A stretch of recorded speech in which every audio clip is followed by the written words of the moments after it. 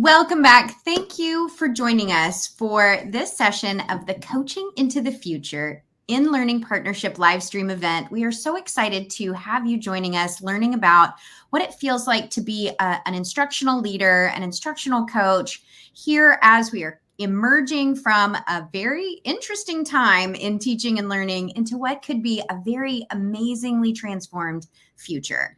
Amber Vandenberg is our next guest, and I am just thrilled to have her here to share her story. Thanks for joining us, Amber. No problem. Thanks for having me. Yep, Good afternoon. Go ahead. All right, I'm going to let you take it away. Thank you. Good afternoon, Indiana educators and coaches. Like Lena said, I am Amber Vandenberg, one of the 2 instructional coaches at Westfield Intermediate School in the Westfield, Washington School District. I'm thrilled that you are taking your time today or later to watch this recorded to think about how you are leading teams as a coach through accelerating learning for all of your students. I hope today helps paint a picture of one possible process you could use to help an individual or a group of teachers, and opens the door to further conversations about how we as coaches help teachers zero in on exactly what we want students to learn and how we help coach into moving each individual student forward. Maybe your building is having a lot of conversations about how you are adjusting to what your 2021, 2022 students need. Maybe your building is having conversations about how you are accelerating learning for all of the students that fill those classrooms. Our building, which is a 5-6 building with 1,400 students, is no different than yours. We are having those exact conversations. Today, I'm going to share with you how myself and my fellow coach, how we kind of set the foundation to prioritize essential standards, how we're talking about to teachers about creating authentic opportunities that allow students to show their learning, and how we are coaching into developing learning progressions to meet students where they are at current proficiencies to maximize student growth and accelerate learning for every student. In the last few years, you maybe are taking a really hard look at the students filling the classrooms in your building. We're doing the same things. Things are not as they were pre-pandemic. When we sit and reflect, we picture students independently working at school as not to be too close to other students. We might also picture students at home attempting to learn or teach themselves. We might also picture students not turning in work. Maybe they're not motivated themselves, they don't have the support at home, or a multitude of other reasons. And lastly, maybe you're picturing kids not turning in, or picturing students talking to a blank screen where they cannot even see the faces and the reactions of those that they are supposed to call peers. We in our building as coaches and teachers are reflecting on our students in the same way. And when we do that, we've had to stop and think about 2 big guiding questions. How are we adjusting to what students need? And how do we still accelerate learning for all students?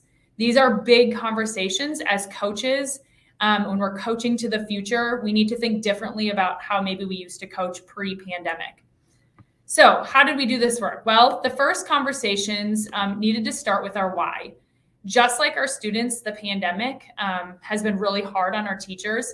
So starting and revisiting our why has been critical in doing this hard work. We knew we had to stop, and because we had the opportunity post-pandemic to think, or kind of post schools closing at least, we had the opportunity to reimagine how we wanted teaching and learning to be different for our students. We had to stop and think about how we adjust or pivot to meet the needs of our current students. Very different. A few notes from researchers helped us kind of build our why. The first is that we have the opportunity to reconceptualize how it is that we are no longer going to be in front of the classroom, but instead we're going to be facilitators of knowledge. Here's another quote from some researchers that helped us think about our why. 3 especially detrimental borders need to be redefined: curriculum, assessment, and classroom borders. So in other words, like, we need to stop thinking only grade level standards, only one summative assessment. how are we thinking about different ways that kids can show their learning and meeting kids where they are if they're not at grade level? And the last one that we thought about was many students have become more passive, have a lesser sense of social belonging, and feel disengaged from their learning.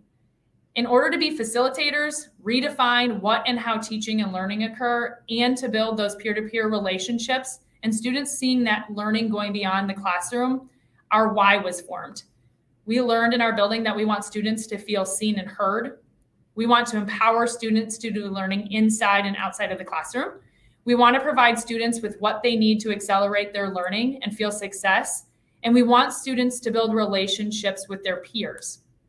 When we did this work, our purpose was clear, and it also provided a real sense of urgency because we've realized that time is of the essence. There is a huge sense of urgency to maximize the time we have with students and not only fill any gaps that may have been created or widened, but also have the mentality that we want to accelerate learning for all of our students. We want all students to be able to confidently say what a couple of these students shared in this video. Take a look. Me get things tailored to what I need specifically. Strategies to use later on. And it helps push my thinking. And they also can help you tailor to your specific needs. But when she works individually with me, it really helps me expand my. Perfect. So just like those students said, we want all of our students to feel that way. And in order to do that, we needed to reflect on how our instructional practices and learning experiences matched our whys. The first step in doing this work was to use Rick DeFore's Big Four PLC questions. We stopped to answer the question, what do we expect students to learn? And we realized we needed to prioritize essential standards. As individual PLCs, we took each state or grade level state standard through the real process of readiness, endurance, assessed, and leverage to determine if we wanted to deem it essential or supporting. The real power came when we stopped to unpack each of those chosen essential standards because we identified what the prerequisite skills were, which I'm going to revisit in a few minutes when I talk about some learning progressions. But we got, as a team of teachers, we named exactly what students needed to demonstrate proficiency with in regards to that one standard. So as a PLC, we got crystal clear on what the standard was saying and what proficiency meant. Once we identified and unpacked those essential standards, we zeroed in on each individual unit of study. Here is where we had an enormous shift. In order to really adjust to what students need right now to accelerate their learning, we needed to think about providing different ways for students to show their learning. How can students show their learning of each essential standard? Big question we stopped and thought about. Because students have spent a lot of time at home, some of them opting out a lot of learning, we realized we had to make learning experiences that they actually in the world and not just worksheets or tasks that ask for low-level thinking. So we thought about how can we use Edulastic or Flipgrid or Kami or debates or lab reports or essays or other real-life responses that allow for students to not only show their learning, but also for them to see and understand where the content and the skills live outside of the classroom. So in order to accelerate their learning, we've had to adjust how students are showing their learning. The next step in our process might not seem very important, but it really helped visualize for us how the units could be broken into logical, manageable chunks. So we stopped to think about the scope and sequence of the unit. How are we adjusting to what students need by breaking the units into smaller chunks with explicit teaching points? How do we create smaller bends so that we can zero in on exactly which bends were more successful for students and which bends needed to be spiraled back in future units? And I'll show you an example of all this stuff in just a minute. The last step in our process to create units that are laser focused to accelerate learning for all students is to think about the resources that will do the work needed for students. How are we adjusting to what students need? We had a quick realization that previous textbooks or levels of text complexity weren't going to do the work for all students. So we needed to curate text sets that provided different access points for all students. If our goal is for students to be able to access and acquire the information, we needed to provide text and resources that allow them to do the work. Students obviously cannot accelerate their learning if they aren't practicing with resources and text sets that move their practice and their thinking forward. So let's take a look. That was a lot. Let's take a look at how all of this thinking could be housed in one document. So I've got 3 here. I'm just going to go through the first one, which is an Earth Space Science document. These are developed each week in PLCs. There are reflections at the end of every unit on successes and room for improvement. Are they all done for our building? Nope. Every team's in a different spot on the journey, but this is what we're working towards. So here is an example of where all that stuff can live in a document like this. So this is 6th grade Earth Space Science unit. Those unwrapping documents and essential standard documents process that you heard me talk about earlier are housed at the top of these documents. The specific nitty-gritty of each of those are below. What essential standards, unit vocabulary. So we looked at iLearn specs and pulled out vocabulary from the unpacking document that we need to make sure is included in our unit. Then those specific skills and those learning targets that we identified in the unwrapping document are listed along with the kinds of assessments, formative and summative. Remember, we don't want to put those rigid guidelines from our why on only having one summative assessment, and also what question types are needed. So looking at the iLearn specs, what kinds of questions are needed so kids are ready for the state assessment. If I page down, you notice that this document has those mentor texts and resources. This planner, for example, has a Padlet that goes with this, and that's so that kids have access to videos and differentiated articles so that they have access points to the content. That explicit instruction section is also highlighted there. That is that explicit teaching point for each individual day so that we're very laser focused on what the teaching point is for that day. And then lastly, from this planner, you notice those subsections. So as I talked about earlier, breaking those into individual subsections is really important because then we know if a student maybe struggled with gravity and tides, we don't assume that they struggled with moon phases and moon systems or sun, earth, and moon systems. We've zeroed in on that gravity and tides. The subsection 3 was really the section that they need to reteach. So allowing us to see and zero in on exactly what the students need to accelerate their learning when they're broken into those sections like that. All right. So this brings us to what has been one of the most beneficial shifts in our thinking about how to accelerate learning for all students. We want to ensure that every student is accelerating their learning. So prior to starting a unit, we ask ourselves these 2 questions. How are we going to meet each individual student where they are? And how are we going to ensure that every student is accelerating their learning? This can be easier said than done. So we needed to find a process that could help in facilitating this work. So let's look at an example of how this could look.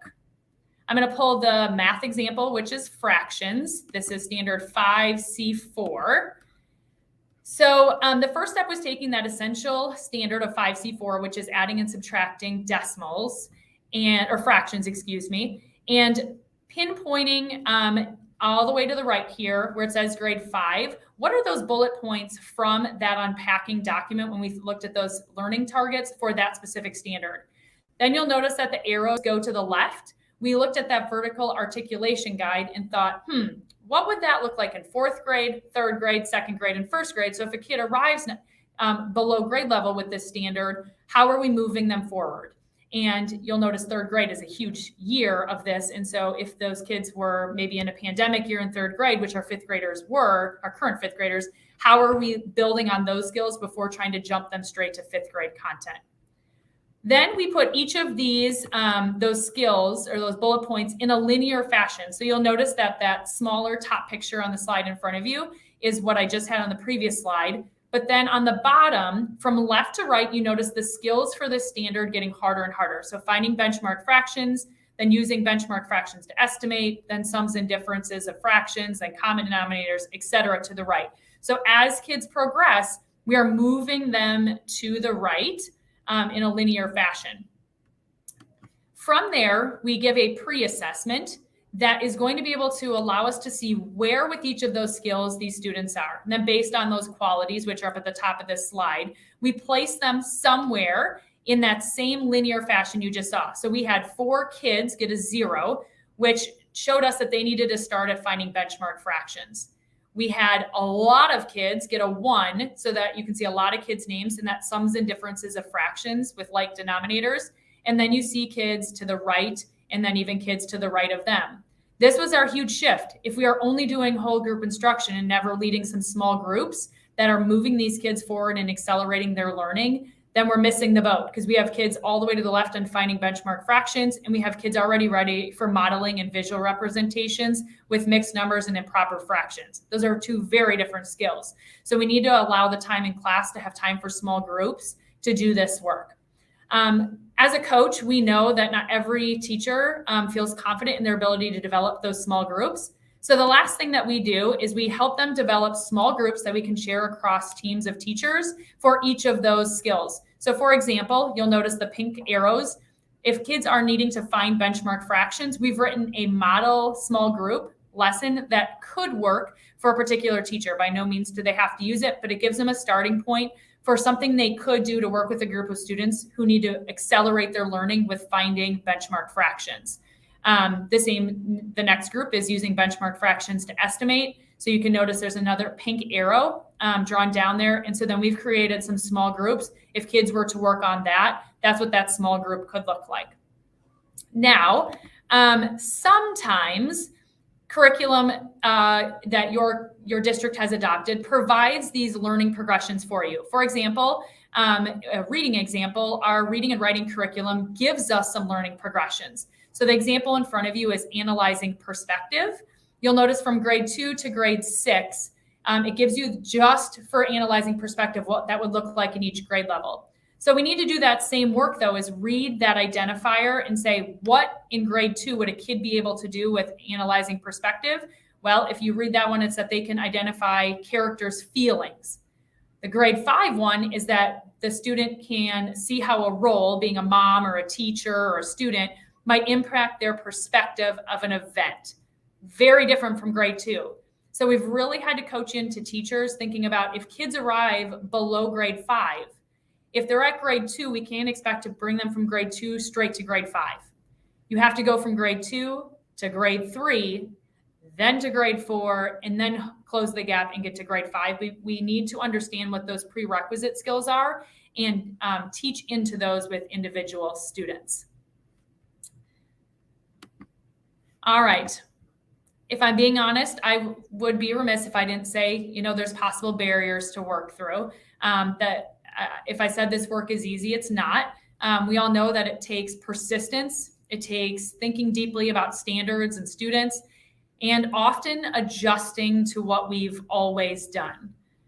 Right now, many teachers are feeling educator overload with balancing asynchronous and synchronous learning. Some teachers have a fear of getting COVID. So meeting closely with students in small group is still very scary to them. So we've had to work through those barriers. And honestly, the mental health of our staff, the pandemic is not just biased towards students. Teachers are feeling that as well. So we've had to work through those barriers. And to be honest, what really, really helped was continuing to revisit our why. Stopping and asking the question constantly, what do we want for the learning experiences for the students in our building? How do we ensure the students filling our classrooms all have the opportunity to accelerate their learning? And we found that having these units that are very laser focused, where we understand the prerequisites, we understand what proficiency looks like, we give resources and subsections of units to really drill into accelerate learning for our students. And we have these learning progressions that allow us to have to know how to move students forward no matter where they enter our classroom. We've realized the need for it. These are not always easy questions to answer, but in our building, we definitely value the work and we recognize the importance like we never have before. So I just want to say I cannot thank you enough for joining me today. I went through a lot. So I welcome feedback, connections. Reach out if you have any questions or suggestions for ways to improve. or to connect, to problem solve as coaches and plan together. This pandemic has definitely reminded me not only of the importance of this work, but the need to avoid teaching and coaching in silos and instead collaborate whenever possible. Thank you so much for giving up your time today. I really, really appreciate it. Amber, that was really amazing. And I loved hearing from your students. That was such a great little spotlight into your students' thinking and the thoughtful way that you are documenting the work that you're doing means that it doesn't feel scattershot. It doesn't feel hit or miss. You're really looking at coaching as a process and as something that can be tailored to the experiences that your teachers need so that we're doing the best work for our students. I loved it. Thank you, Amber. You're so welcome. Thank you for having me today. Absolutely. Please, everyone, stick around. We've got 2 more sessions coming up in our live stream event today as part of our in-learning partnership, Coaching into the Future. Please share your experiences using our hashtag, in-learning partner. Thanks again, Amber, and we'll see you soon.